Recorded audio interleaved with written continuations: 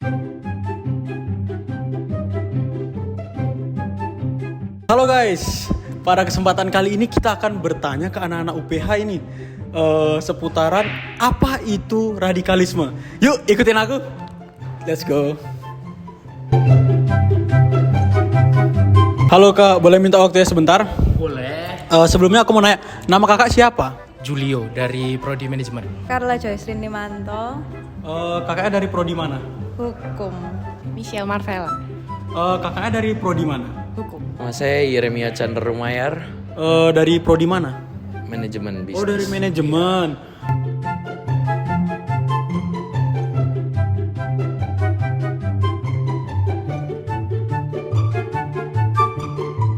Menurutku radikalisme itu fenomena sosial yang merujuk pada hancurnya ketahanan nasional di suatu negara. Kenapa kok bisa hancur? Karena mereka itu memiliki pandangan atau keyakinan yang ekstrim dan bertentangan dengan nilai-nilai sosial yang ada pada suatu negara tersebut. Seperti itu.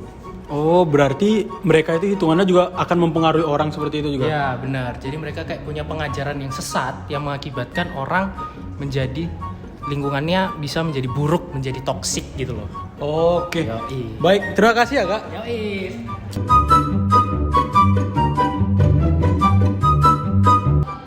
Radikalisme ya. Iya benar.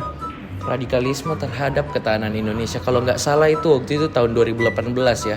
Yang setahunya aku itu berpengaruh ke ketahanan Indonesia pas saat ada terjadi peledakan bom di ketiga gereja di Surabaya kalau nggak salah. Oh di mana aja itu kak? GKI di Ponorogo, Hah? yang jalan GKI Jalan Arjuna sama Santa Maria Tidak Bercela yang di Ngagel kalau nggak salah. Oh berarti 3 gereja ya? Iya, terus itu 3 gereja.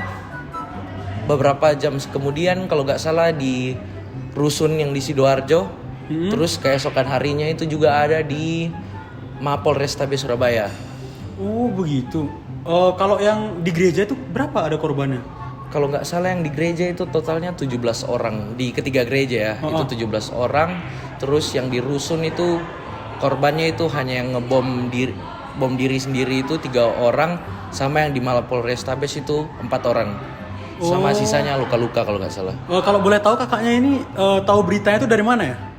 Kan itu kan waktu itu masih zaman pasca ya. Zaman pasca pas hari Minggu, jadi itu taunya langsung heboh kan di berita. Oh iya pas ya 2018. Iya. Oke, makasih ya waktunya kak. Ya, Oke, sama-sama. thank you.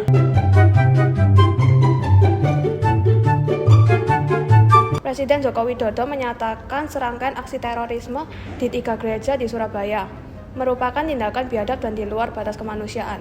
Salah satu upaya pemerintah untuk membantu Polri dalam memberantas terorisme adalah mengaktifkan kembali Komando Operasi Khusus Gabungan TNI. Kopsusgab merupakan tim anti-teror gabungan 3 mitra TNI. Pasukan ini berasal dari Sat 81 Gultor, Komando Pasukan Khusus milik TNI Angkatan Darat, Detasemen Jalamangkara TNI Angkatan Laut, dan Sat Bravo 90 Komando Pasukan Kas dan TNI Angkatan Udara. Makasih. Oh, makasih ya kak.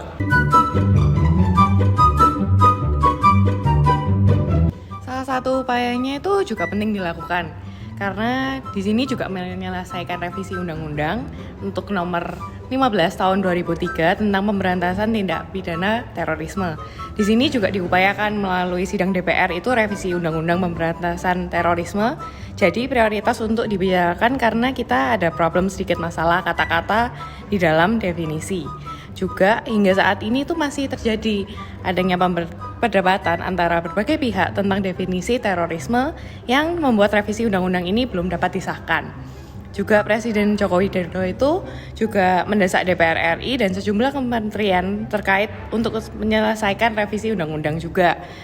Jadi, undang-undang hasil revisi itu kelak dapat diperkuat oleh Polri juga aparat kementerian lainnya untuk melakukan penindakan pencegahan terhadap terorisme itu juga.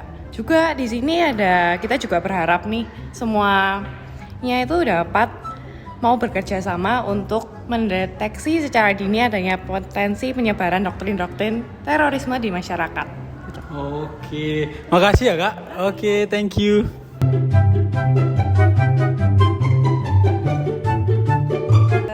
Untuk menghadapi menghadapi fenomena radikalisme yang berpengaruh terhadap ketahanan nasional, pemerintah Indonesia telah mengambil beberapa langkah, seperti penguatan hukum terorisme, peningkatan kerjasama internasional dalam memerangi terorisme, pengembangan pendidikan dan mendorong nilai-nilai kebangsaan dan keragaman, serta pemberdayaan masyarakat untuk melawan radikalisme melalui pendekatan sosial dan agama yang moderat.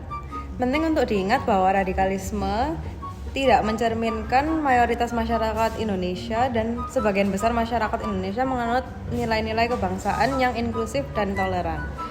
Upaya bersama dari pemerintah, masyarakat, dan lembaga terkait lainnya diperlukan untuk memerangi radikalisme dan memastikan ketahanan nasional yang kuat. Gitu aja sih. Oke, baik. Terima kasih ya, Kak. Terima kasih. Oke guys, sekian video dari kelompok 4. Semoga bermanfaat untuk kalian semua. Thank you. Bye-bye.